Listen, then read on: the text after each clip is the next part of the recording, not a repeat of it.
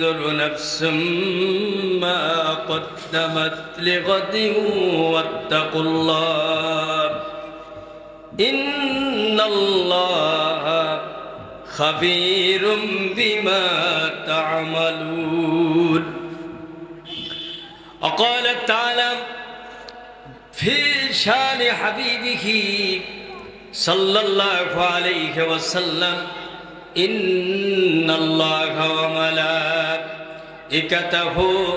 يصلون على النبي يا أيها الذين آمنوا صلوا عليه وسلموا تسليما اللهم صل على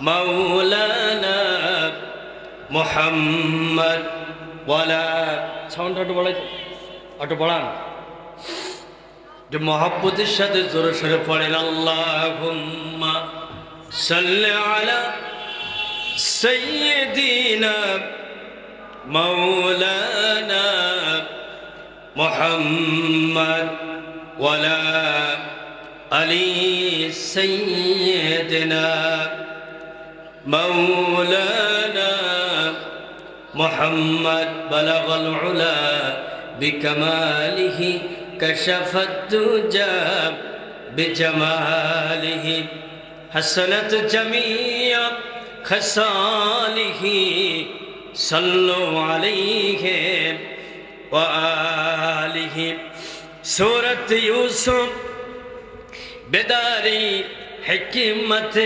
لقمان ما کریے قرآن باری اے دل ساتھ مان ما بلغ العلا بکمالہ کشف الدجى بجمالہ حسنت جمیع خصالہ صلوا علیہ ওয়ালিহি আরব দেশে মক্কার পরে আমেনার যেথাই ঘর খোদার করুণা কৌসার হয়ে এসর সে বারংবার বালাগল উলা বিকামালিহি কাশাফাত দুজা বিজামালিহি حسنت جميع خصاله صلوا عليه وآله لا إله إلا الله لا إله لا إله لا إله إلا الله মুহাম্মাদুর রাসূলুল্লাহ সাল্লাল্লাহু আলাইহি ওয়াসাল্লাম। সম্মানিত সভাপতি, আজকের মাহফিলের প্রধান অতিথি, বিশেষ অতিথি, সম্মানিত ওলামায়ে কেরাম, আমার সামনে বসা সম্মানিত দিনদার ইমানদার ভাইয়েরা, পর্দার অন্তরালের মা এবং বোনেরা, আল্লাহ পাকের দরবারে লাখ কোটি শুকর আদায় করি যে মহান আল্লাহ তাবারক ওয়া তাআলা আমাদেরকে আজকের এই পবিত্র মাহফিলে বসার আসার সুযোগ দান করলেন। এই জন্য আল্লাহর দরবারে শুকর আদায় করি, সকলে বলি আলহামদুলিল্লাহ। আজকের এই মাহফিলে আপনারা আসতে পেরে মূলত আপনারা খুশি না বেজার একটু বলেন তো? খুশি আছেন না? তাহলে একটু জোরে সোরে একটু ভালো করে বলতে হবে আলহামদুলিল্লাহ। বলেন রব্বানা লাকাল হামদ হামদান কাসীরান তাইয়্যিবান মুবারাকান ফীহি ইয়া রব্বি লাকাল হামদু কামা ইয়ানবাগি লিজালালি ওয়াজহি ওয়া আসীমি সুলতানি আল্লাহ পাকের শুকর আদায় করে নিলাম, যে আল্লাহ হাজারো ব্যস্ততার মধ্য থেকে আমাদেরকে বাছাই করেছেন, এই মাহফিলে আসার একটা তৌফিক দিয়েছেন। এটা আল্লাহ পাকের একটা অনুগ্রহ। কি অনুগ্রহ না? এবং সুস্থ সবল রেখেছেন এবং তিনি তৌফিক দিলেন। এখানে আমরা যতক্ষণ পর্যন্ত বসে থাকব, গুনাহের কোনো সম্ভাবনা আছে নাকি? সব হতেই থাকবে। সব হবে না, নেকি হতেই থাকবে। বলেন আলহামদুলিল্লাহ। আজকের এই মাহফিলে আমাকে যারা ইনভাইট করেছে, দাওয়াত দিয়েছে, আমি জানতাম যে আমি এই মাহফিলের দ্বিতীয় বক্তা। তাহলে প্রধান বক্তার আগে দ্বিতীয় বক্তা, ঠিক না? আর সাধারণত মাহফিলের দ্বিতীয় বক্তা যারা, মাহফিল যদি 11টা পর্যন্ত চলে কি 12টা পর্যন্ত চলে, তাহলে কিন্তু ঈশান নামাজের পরে কিন্তু দ্বিতীয় বক্তা ওঠে না, কিছুক্ষণ পরে, ঠিক না? আমার যেহেতু এখানে আসার কথা আপনার এসার পরপরই, কিন্তু আমার এটা জানার অভাব ছিল হুজুর কি মুরব্বী, যে আমার ঈশান নামাজের পরে আমাকে মঞ্চে উঠতে হবে। হ্যাঁ, এই জন্য আমি মানে উপস্থিত হয়ে একটা দ্বিধাদ্বন্দ্বে পড়ে গেছি। আমি চিন্তা করতেছি ঘটনা কি, আমি নাকি মাহফিলের দ্বিতীয় বক্তা, তা আসতে না আসতে, বসতে না বসতে আমাকে মঞ্চে যেতে হবে। আবার দেখলাম একটু এলোমেলো পরিবেশ, লোকজন তেমন নেই, ইসলামী সঙ্গীত হচ্ছে, কিন্তু এই পোস্টার, এই সাইনবোর্ডের দিকে তাকায়া কথা বুঝছেন, আমি বুঝলাম যে এখানকার আমি মূলত কি। তবে এই সাইনবোর্ড আর একটা সাইনবোর্ডও কিন্তু ছিল, এটার সাথে সেটার কোনো মিল নাই, উল্টে পাল্টে গেছে। হ্যাঁ, যাই হোক, চিন্তার কোনো কারণ নাই। কিছুক্ষণ আলোচনা করি, তারপরে সম্মানিত মেহমান বিন্দু আসবেন, আপনারা আলোচনা শুনবেন। বলি ইনশাআল্লাহ।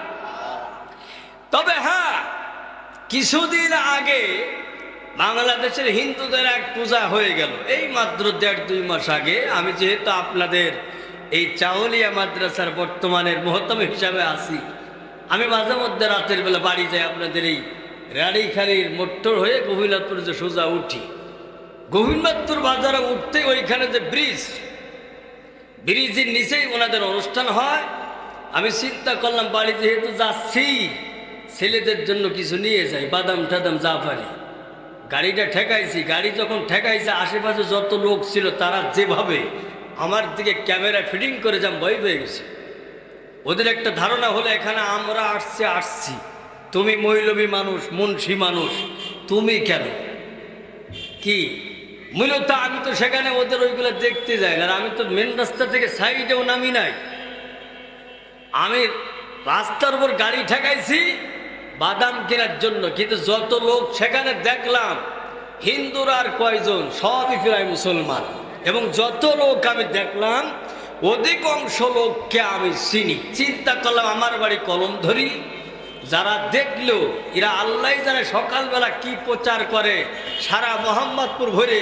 আমরা গতকাল এই পূজায় আমরা দেখলাম কি, ইমান তো আর দেশে কারণ নাই, বিরাট একটা ভয় পেয়ে গেলাম। কিন্তু দর্শক যা দেখলাম, সব অধিকাংশে আমাদের যাইতে ভাই, যা আমি দেখেছিলাম সেই অনুপাতে এখানে তার কিছুই না। খোঁজ খবর নিলাম, কিরে তোর এখানে এত লোকজন কেন? কয় হুজুর এখানে খেপা সেলমা আসবে, উনি কি করবে? উনি গান করবে, এই জন্য এত দর্শক, বুড়া মানুষ শ্রদ্ধা। এই হলো বর্তমান আমাদের দেশের অবস্থা। এত সুন্দর একটা প্রোগ্রাম, লোকে তো ভরে যাওয়ার কথা, এই দুর্দশা কেন? আশেপাশে যত লোক আছেন সকলকে বিনয়ের সাথে অনুরোধ করছি, অতি দ্রুত আপনারা মাহফিল স্থলে পৌঁছে যান। বলি ইনশাআল্লাহ। একটু যারা জিকির করেন লা ইলাহা লা ইলাহা লা ইলাহা লা ইলাহা ইল্লাল্লাহু মুহাম্মাদুর রাসূলুল্লাহ সাল্লাল্লাহু আলাইহি ওয়াসাল্লাম। বন্ধুগণ, বর্তমান পৃথিবীতে যত মাহফিল হচ্ছে, গোটা বিশ্বের ভিতরে যত অনুষ্ঠান হচ্ছে এই মুহূর্তে, এই মাহফিলের দাম আল্লাহর কাছে সব থেকে বেশি। জোরে বলেন সুবহানাল্লাহ। এখানে এই মাহফিলটা হবে কোরআনের মাহফিল। কিসের মাহফিল? এখানে কোরআন থেকে আলোচনা হবে। কোরআন হচ্ছে পৃথিবীর মানুষের জন্য আল্লাহ পাকের পক্ষ থেকে পাঠানো সর্বশেষ হেদায়েতের কিতাব, আখের কিতাব। এর পরে এই কিতাবের পরে আর কোনো কিতাবও আসবে না। যার উপরে নাজিল হয়েছে তার নাম মুহাম্মদ রাসূলুল্লাহ সাল্লাল্লাহু। হুজুরের পরে আর কোনো নবী পৃথিবীতে, তাহলে সর্বশেষ কিতাব এবং সর্বশেষ নবী আমরা পেয়েছি আলহামদুলিল্লাহ। অতীতের কোন নবীর উম্মতেরা, তারা কোন নবীরা পর্যন্ত তারা আল্লাহর কাছে আফসোস করতো, রব্বুল আলামিন তুমি আমাদেরকে, আল্লাহ তুমি আমাদেরকে বিশ্ব নবীর উম্মত হিসাবে দুনিয়ায় কবুল করো, নবীরা পর্যন্ত।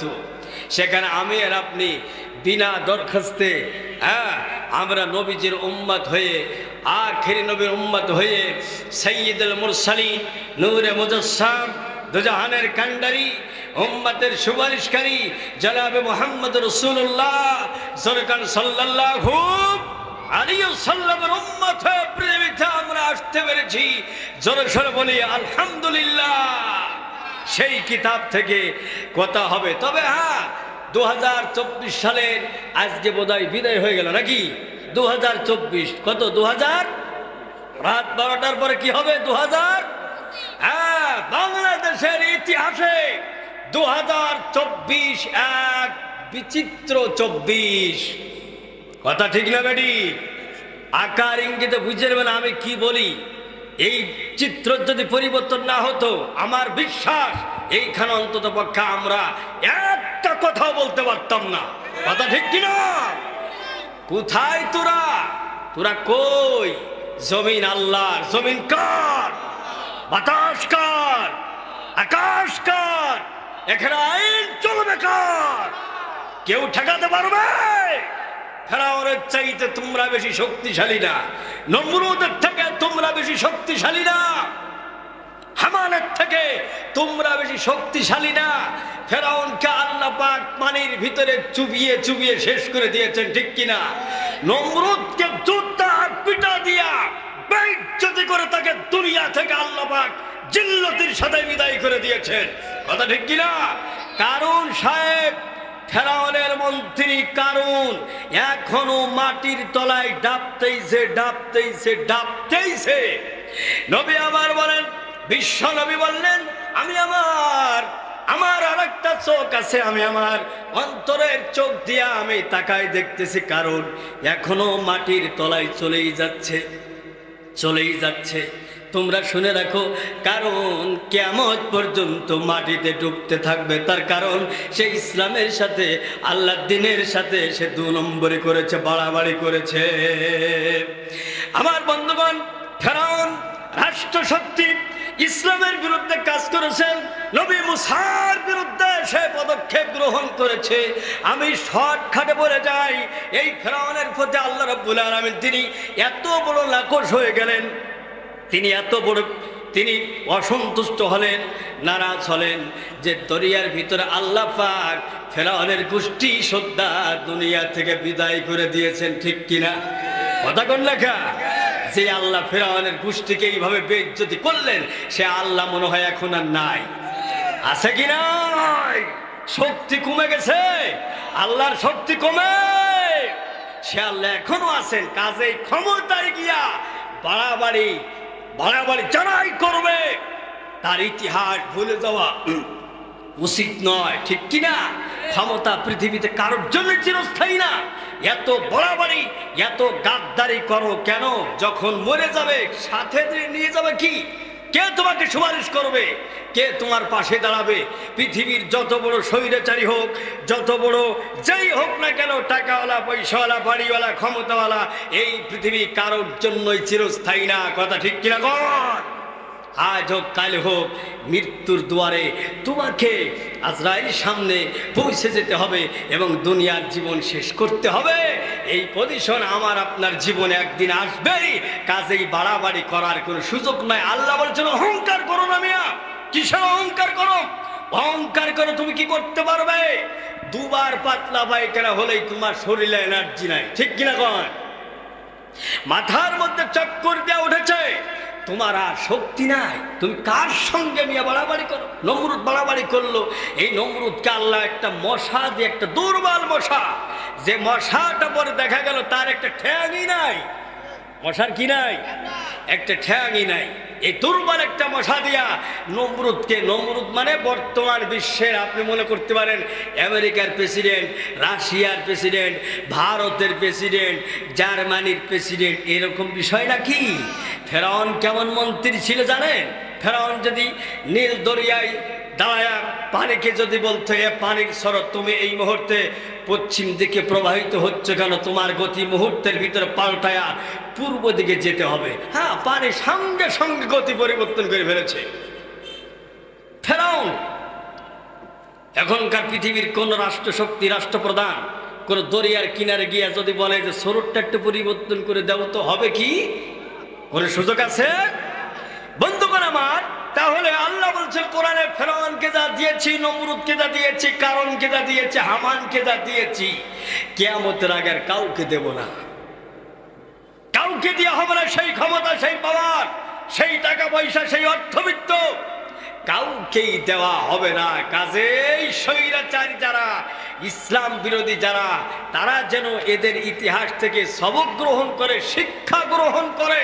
হ্যাঁ, ফেরাউন যখন ডুবে যাচ্ছিল তখন তো সেই ঈমান ছিল, তখন সেই ঈমান ছিল না।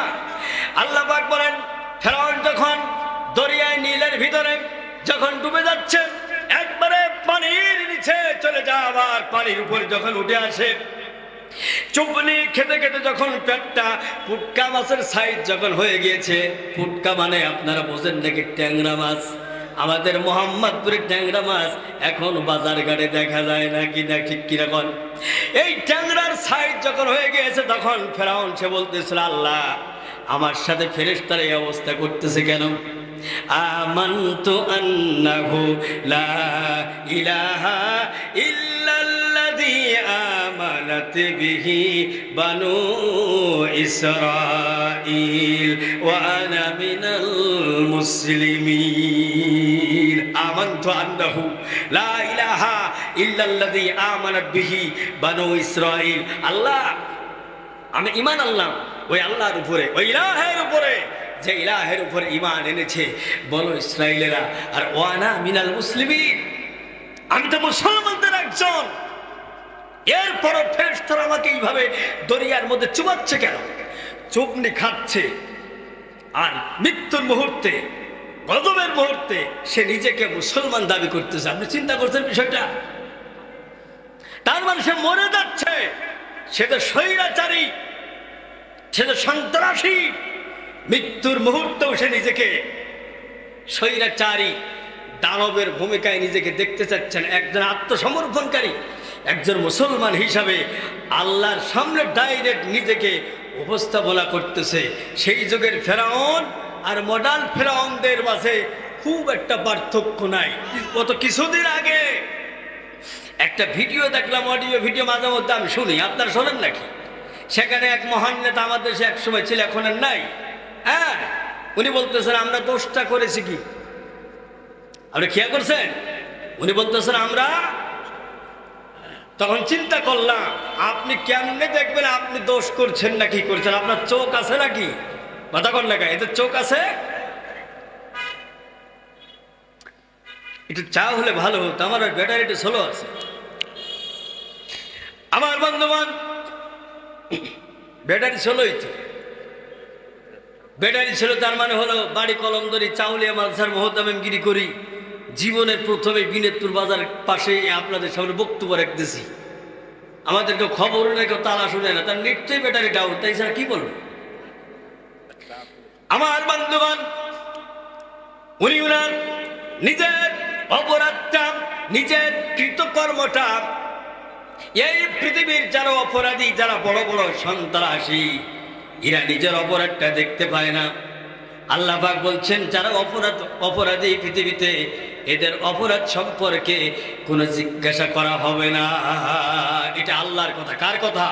যারা অপরাধী, এদের অপরাধ সম্পর্কে জিজ্ঞাসা করা হবে না। বন্ধুগণ, যেহেতু কোরআন থেকে কথাবার্তা হবে, আসল শুরু করে মোটামুটি যত আগারে যায় সবাই একটু পড়ে আউযু বিল্লাহি মিনাশ শাইতানির রাজিম বিসমিল্লাহির রহমানির রহিম আলিফ লাম রা কিতাবুন আনসালনাহু ইলাইকা লিতুখরিজান নাস মিনাজ যুলুমাতি ইলান নূর। জোরে বলে আল্লাহু আকবার।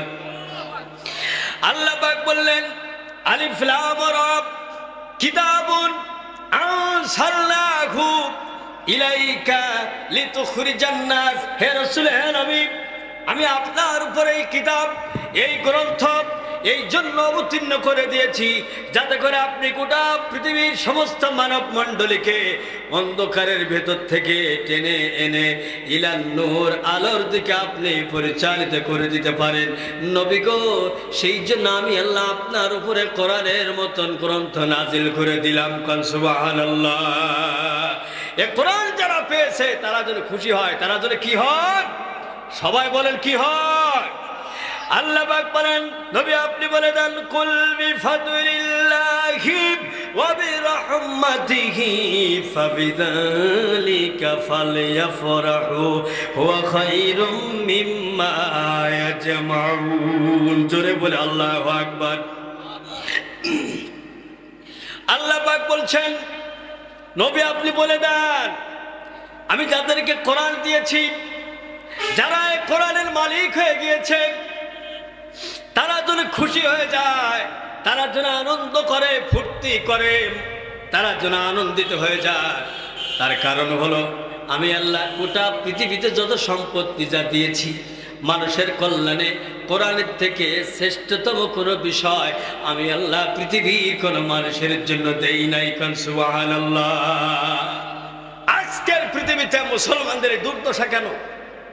কেন দুর্দশা? আমরা নিশ্চয়ই নামাজে সূরা ফাতিহা পড়ি, ঠিক না? সূরা ফাতিহা, সূরা ফাতিহার মধ্যে কি পড়ি? সূরা ফাতিহার মধ্যে আমরা পড়ি ইয়াকা না'বুদু ওয়া ইয়াকা নাস্তাঈন। আয় আল্লাহ তাআলা, আমি তোমার কাছে সাহায্য চাই, আমি তোমার বন্দেগী করি, একমাত্র তোমারই গোলামি করি, আর তোমার কাছেই সাহায্য চাই। কার কাছে সাহায্য চাই আমরা? আপনি বোঝেন আর না বোঝেন এ কথা, কিন্তু আমরা নামাজের ভিতরে সূরা ফাতিহার মধ্যে আমরা কিন্তু এই কথাটা বলি। এখন আল্লাহর সাহায্য কি? আল্লাহর সাহায্য আমরা নামাজে এইরকম বলি, আর বাইরে দেখলাম কি টাকার জাজিম বানায়া তার মধ্যে শুয়ে আছে মন্ত্রী সাহেব। তাকে জিজ্ঞেস করা হলো, স্যার টাকা রাখে লোকেরা ব্যাংকে, আপনি এইভাবে জাজিম বানাইছেন কেন?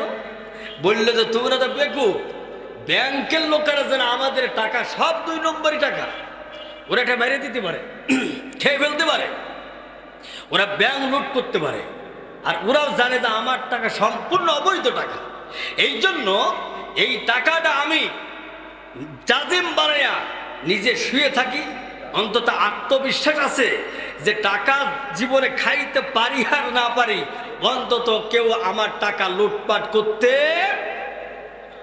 এখন তো শীতকাল চলছে, আপনার লেপ একটা ভিন্ন বিষয়, ঠিক না? লেপ আর জাজিম কি এক? কথা কন না কে? তশক কি এক? কেউ যদি তশককে যদি জাজিম বলে কথাটা কি হবে? জাজিমের ওজন বেশি, ওটা মোটা সোটা বেশি, ও টাকা দিয়ে জাজিম বানাইছে। এই হলো মন্ত্রী। আর এক মন্ত্রী সাহেব কি তার বউ প্রাইভেট পড়ায়া বাংলাদেশের গুলশান এয়ারপোর্ট, উত্তরা আপনার সহ বিদেশে কয়েকটা বাড়ি গাড়ির মালিক। আর এক মন্ত্রী সাহেব সে 3000 কোটি টাকার সম্পত্তি দেশের বাইরে করেছে। কি কথা কি শুনতেছেন? হ্যাঁ, তাহলে এই যদি হয় আমাদের দেশের চিত্র, যদি হয় এই, আমি নামাজে যতই পড়ি ইয়্যাকা না'বুদু ওয়া ইয়্যাকা নাস্তাঈন, কোন কাজ আছে? বলেন কোন কাজ আছে? কোনো কাজ নাই। এই নামাজই তো আমরা পড়ি অধিকাংশ লোকেরা। আমার বন্ধুবান, বেজার ঠাজার কেউ হবেন না। আমি অতি ক্ষুদ্র মানুষ, ছোট্ট মানুষ, এত গভীরে আমি নামতে চাচ্ছি না এত তাড়াতাড়ি। আল্লাহ পাক কোরআনে হাকিমের মধ্যে বলেন, ওয়ামিনান নাসি মাইয়াকুলু আমান্না বিল্লাহি ওয়া বিল ইয়াউমিল আখির ওয়া মা হুম বিমুমিনিন। জোরে বলেন আল্লাহু আকবার। আল্লাহ পাক বলেন, এই পৃথিবীতে অনেক লোক আছে এমন যারা বলে যে ঈমান আনছে আল্লাহর প্রতি এবং পরকালের উপরে। আল্লাহ পাক বলেন এরকম বহুত লোক আছে, ওমা হুম বিমুমিনিন, এরা মুমিন নয়। কথা খুব খেয়াল করেন, যেখানে মুমিন হতে হলে আল্লাহর উপরে ঈমান আনা জরুরি কিনা? জরুরি কিনা? যার আল্লাহর প্রতি কোনো বিশ্বাস নাই ও কি মুমিন? ও মুমিন না। দুনিয়ার সবাই যদি তাকে মুমিনের সার্টিফিকেট দেয়, কিন্তু আল্লাহ বলতেছেন সে মুমিন না। বহুত লোক আছে এমন যারা আল্লাহ বিশ্বাস করে, পরকালে বিশ্বাস করে, আমি আল্লাহ বলছি সে মুমিন নয়। এ কথা কে বলতেছেন? ইরা কারা? এই ইরা হচ্ছে তারা যাদের নামাজের জীবন একরকম আর বাইরের জীবন হচ্ছে আর এক রকম। তারা সকাল সন্ধ্যা 500 বার 600 বার করে জিকির করে, লা ইলাহা ইল্লাল্লাহ, লা ইলাহা ইল্লাল্লাহ, লা ইলাহা ইল্লাল্লাহ। এই জিকির যে যত বেশি করতে পারবে কলবের মাইলা তার তত বেশি সাওয়াব হবে। কথা ঠিক কিনা? কিন্তু যে ব্যক্তি ময়লার মধ্যেই বসে আছে, যে ব্যক্তি আল্লাহর গজবের মধ্যে বসে আছে, যে ব্যক্তির মনের ভিতরে শয়তানি, বদমাইশি, দুর্নীতি, দেশ বিরোধী, ইসলাম বিরোধী, আল্লাহ বিরোধী, যে ব্যক্তির মনের ভিতরে ইসলাম বিরোধী কার্যকলাপ ভরা, আমার বন্ধুগণ, এই ধরনের ব্যক্তি যদি সকাল সন্ধ্যা লা ইলাহা ইল্লাল্লাহ জিকির যদি করে কলব যদি সাফ করতে চায়, মূলত কলব তার সাফ হয় নাকি? কথা বললে কেন? সারা জীবন বলে সে জিকির করেছেন লা ইলাহা ইল্লাল্লাহ, কিন্তু কি বলেছে সে কোনোদিন চিন্তা ভাবনা করে নাই। এরকম লোক আছে না নাই? লা ইলাহা ইল্লাল্লাহ, আল্লাহ ছাড়া কোনো ইলাহ নাই, কোনো আইনদাতা নাই, কোনো বিধানদাতা নাই, কোনো শাসনকর্তা নাই। আল্লাহ হচ্ছেন তিনি, আকাশ আর জমিনের পরিচালক হচ্ছেন যিনি। ঠিক কিনা? তাহলে আপনি বাধা দেন কেন? কেন আপনি বাধা দেন? লা ইলাহা ইল্লাল্লাহ জিকির আর ইসলামের বাধা দেন? মুনাফিক জান্নাতে যাবে না। ঠিক কিনা?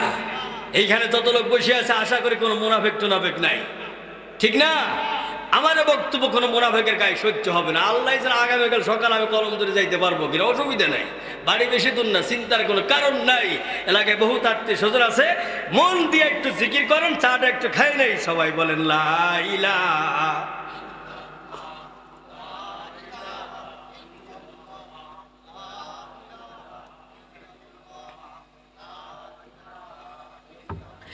লা ইলাহা ইল্লাল্লাহু মুহাম্মাদুর রাসূলুল্লাহ।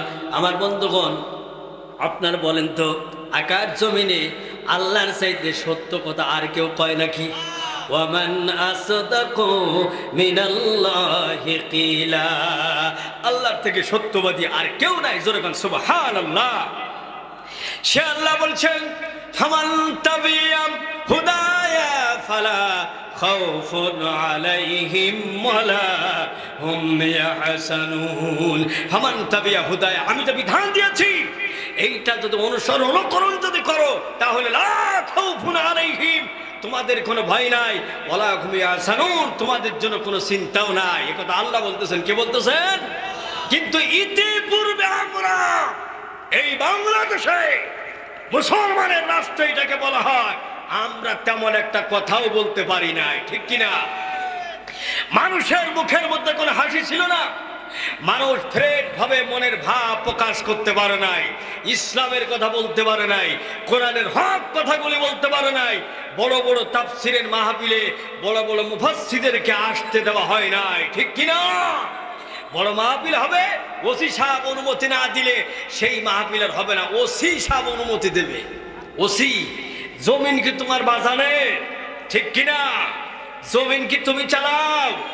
এই রাত যদি কিয়ামতের আগ পর্যন্ত সুবহে সাদেক না হয়, সারা বিশ্বের লোকেরা কি সুবহে সাদেক আনতে পারবে? বলেন আনতে পারবে? শ্বাস প্রশ্বাস ভিতরে যাচ্ছে বেরোচ্ছে, আপনাকে পড়ে যেতে হবে, আপনি বাঁচতে পারবেন না, ঠিক কিনা? তাহলে আমাকে আপনাকে অসংখ্য সুবিধার ভিতরে, ঝামেলার ভিতরে নিয়ামত দিয়া জীবনকে বাঁচিয়ে রেখেছেন যিনি, কে তিনি? ওসি সাহেব কি এর আওতায় আছে? ডিসি সাহেব আছে, প্রধানমন্ত্রী আছে, স্বরাষ্ট্রমন্ত্রী আছে, কেউ নাই। তোরা কোথাকার মন্ত্রী? সাহস পাস কোথায় আল্লাহর বিরুদ্ধে কথা বলা? কোথায় সাহস পাস? মরে দেখবি বিচার কি রকম হয়। ইলা ইয়াউমিল কিয়ামা, অপেক্ষা কর, ওয়েট এন্ড সি। ইসলামের সাথে যারা গাদ্দারি করেছে এরা জান্নাত পাবে না। ফেরাউন যখন ডুবে যায়, তখন ফেরাউন আল্লাহর নাম নিতে যাচ্ছিল, তখন আল্লাহর নির্দেশ করবে জিবরাইল ফেরাউনের মুখের মধ্যে কাদামাটি ভরে দিয়েছিল। সাউন্ড এফোর্টার কই? আপনি সাউন্ড একটু বলান ভাই। না না, আমি তো না, আমি যেভাবে কথা বলে আমি বেশি দূর যেতে পারি না, একটু একটু বাড়াই দিন, একটু বাড়াই দিন। হ্যাঁ, কথা। ফেরাউন যখন আল্লাহর নাম নিচ্ছিল, তখন জিবরাইল কি করলো? কাদামাটি তার মুখের মধ্যে দিয়ে দিল। কেন? যাতে সে আল্লাহর নামটা না নিতে পারে। কারণ জিবরাইল ভালো মতোই জানে, আল্লাহ জানে যে আমার নাম নিয়া যদি কেউ ডাক দেয় আন্তরিকভাবে, তা আমার রহমতের দরজায় জোশ মেরে যাবে, তাকে ক্ষমা করা ছাড়া আমার কোনো লাইন থাকবে না। এই জন্য কাদামাটি দিয়া তার মুখটাকে বন্ধ করে দেওয়া হয়েছে, যাতে সে জাহান্নামে যায়, তার জন্য যাতে আল্লাহ রহমতের দরজা যাতে না খোলে। অতএব ফেরাউন হামান, কারণ ইসলাম বিরোধী আব্দুল্লাহ ইবনে উবাইর উত্তরসূরি যারা আছে, আমি আপনাদেরকে বিনয়ের সাথে একটা কথা বলে যাই, মুসলমানের সন্তান এই আল কোরআনের বিরোধিতা করতে পারে না, ইসলামের বিরোধিতা করতে পারে না। আমি আর আপনি নামাজ পড়ে আপনার মসজিদের ইমামকে, আমার মসজিদের ইমামকে আব্দুল্লাহ ইবনে উবাই মুনাফিকদের প্রধান, নবীজির পিছনে 12 বছর তাকবীরে উলার সাথে নামাজ পড়েছে। কার পিছনে? রাসূলুল্লাহর পিছনে। সুবহানাল্লাহ বলবেন না? রাসূলুল্লাহর পিছনে নামাজ পড়া চারটিখানি কথা, হুজুরের পিছনে, আল্লাহর নবীর পিছনে নামাজ আদায় করা, এ কত বড় সৌভাগ্যের একটি বিষয়, ঠিক না? কিন্তু এই আব্দুল্লাহ ইবনে উবাই 12 বছর নামাজ পড়ার পরে লোকটি কি জান্নাতে গেছে না জাহান্নামে যাবে? এই আব্দুল্লাহ ইবনে উবাই যখন মারা যায়, তখন তার ছেলে নবী করিম সাল্লাল্লাহু আলাইহি সাল্লামকে ওর পিতার ওসিয়ত অনুযায়ী বলছিল যে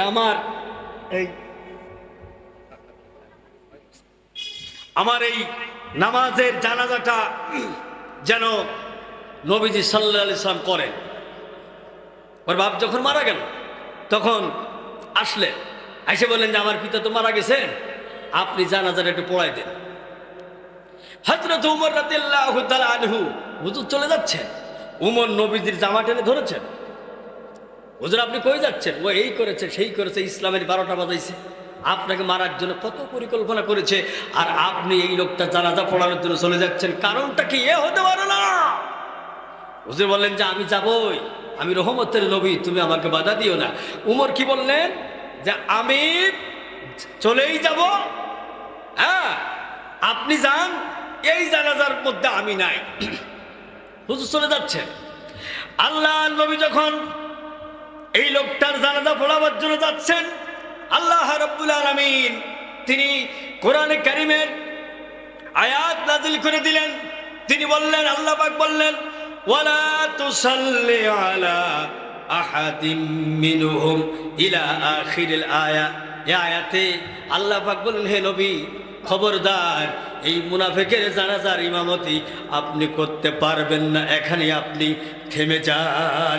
আল্লাহ রাব্বুল আলামিন যখন তার হাবিব মুহাম্মদ সাল্লাল্লাহু আলাইহি সাল্লামকে যখন থামিয়ে দিলেন, আল্লাহ নবী একটা কদম আর সামনে দেন নাই।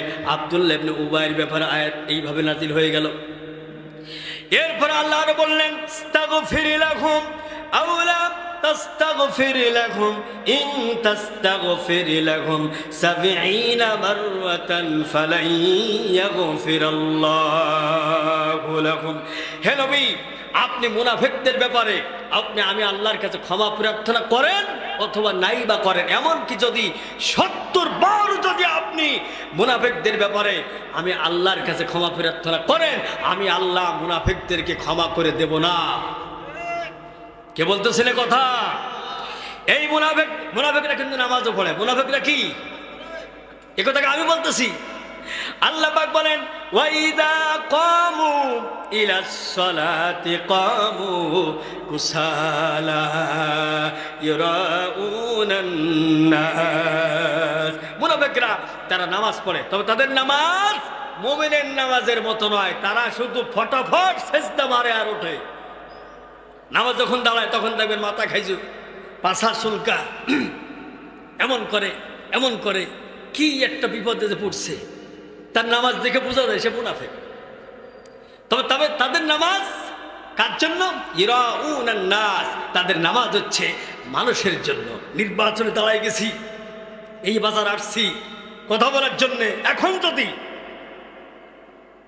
ইতিমধ্যে মাগরিবের নামাজের আজান হয়ে গেল, মসজিদে যদি না যায়, পাবলিক কবে কি চলো যায়, ওযু থাকার না থাকুটা কোনো বিষয় না, নামাজ পড়ি আছি। ইরাউনান নাস, তারা নামাজ পড়ে লোক দেখাবার নামাজ। এই মুনাফিকদের যতগুলি বৈশিষ্ট্য আছে, 1 নম্বর বৈশিষ্ট্য হলো আল্লাহ পাক বলেন, ওয়াইদা কিলা লাহুম তাআলাউ ইলা মা আনসালাল্লাহু ওয়া ইলার রাসূল। আল্লাহ পাক বলছেন, যখন বলা হয় ওয়াইদা কিলা লাহুম তাআলাউ ইলা মা আনসালাল্লাহ, চলে আসো এই দিকে, আল্লাহর কিতাবের দিকে এবং আল্লাহ নবীর দিকে। যখনই তাদেরকে দাওয়াত দেওয়া হয় তখন আপনি মুনাফিকদের অবস্থা দেখবেন কি, রাআইতাল মুনাফিকিনা ইয়াসুদ্দুনা আনকা সুদুদা। 1 নম্বরে মুনাফিকরা এইটার থেকে মুখ ফিরিয়ে নিয়েছে। 1 নম্বর তাদের কাজই হলো কোরআন ঠেকানো, কোরআন বাধা দাও। কোরআন বাধা দিতে পারলেই তারা ক্ষমতায় যাবে। কথা ঠিক কিনা? আমার বন্ধুগণ, মুনাফিক তো ওখানে শেষ হয়ে গেছে। এখন আর আমাদের দেশ সব পৃথিবীতে আর নাই। আছে কথা কন নাকি? আছে। ভাইজান, আপনার বয়স কয় বছর? আমার বয়স কয় বছর? কেউ বলতে পারেন? কোরআন নাজিল হয়েছে কত বছর কেউ জানেন? কোরআন তো নাজিলের বয়স মনে হয় সম্ভবত 1,500 বছর মনে হয় পার হয়ে গেল নাকি? তা 1,500 বছর, 1,500 বছর এটা কি সেভাবে আছে না কোনো পরিবর্তন হয়েছে? সবাই বলেন, কোনো পরিবর্তন হয়েছে? ভবিষ্যতে হবে? হবে না। হবে না কেন? এটা সংরক্ষণ করেছেন যিনি, তিনি কে? আল্লাহ পাক বলেন, ইন্না নাহানু নাযালনা যিকরা ওয়া ইন্না লাহু লাহাফিজুন। কোরআন নাজিল করেছি আমি রব্বুল আলামিন, আর এটি সংরক্ষণের পূর্ণ দায়িত্ব গ্রহণ করেছি আমি আল্লাহ পাক। সুবহানাল্লাহ।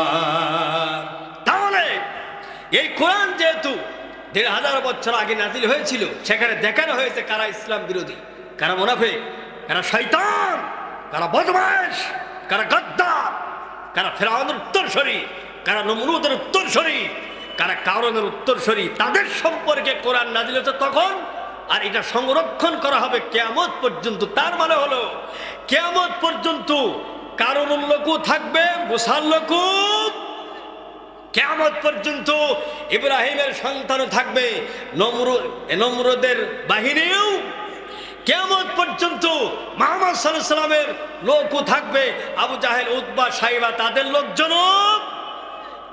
তাদের অন্যতম মিশন হলো, আল্লাহ পাক বলেন, ওয়াকালাল্লাযীনা কাফারু লা তাসমাউ লিহাযাল কুরআন। কাফেরদের সিদ্ধান্ত হচ্ছে কোরআনকে বাধা দাও, কোরআন যেখানে হবে সেখানে বাধা দাও, তাহলে তোমরা বিজয় অর্জন করবে। এ কথা আল্লাহ কাফেরদের কথা তিনি কোরআনে কোট করতেছেন, যাতে কিয়ামত পর্যন্ত বুদ্ধিমান লোকেরা, জ্ঞানবান লোকেরা এটাকে পড়ে আর যাতে শিক্ষা গ্রহণ করে। সম্মানিত উপস্থিতি, আমার টাইম শেষ হয়ে গেছে, স্লিপ দিয়ে দিছে। যাই হোক, আপনাদের খেদমতে অতি শর্টকাট টাইমে আমি যাই কিছু বললাম, আল্লাহ রাব্বুল আলামিন আমাদের সকলকে এগুলি মেনে চলা তৌফিক দিন, আমল করা তৌফিক দিন। জোরে বলে আল্লাহুম্মা আমিন। আসসালামু আলাইকুম ওয়া রাহমাতুল্লাহি।